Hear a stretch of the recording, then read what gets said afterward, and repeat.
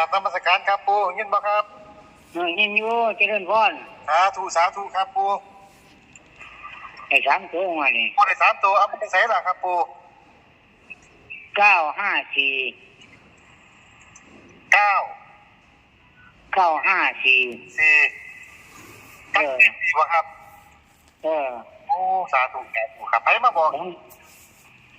เนี่ยพุ่มเพิ่นเนี่ยภูมิเจ้าที่บ่ครับกับ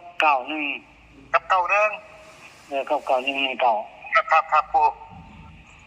กับจะป่า46เด้อจะเก่าเด้อสิอุดให้ตาม46นำเนาะครับเนาะ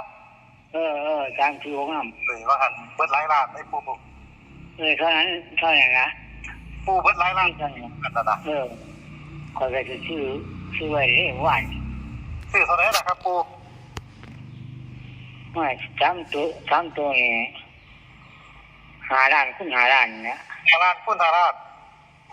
แน่นอนนะครับปูไม่เด็ก91นะตัวละ8ล้าน8ล้านเอาคูณนำบ่ครับปูบ่คูณแล้วเอาบ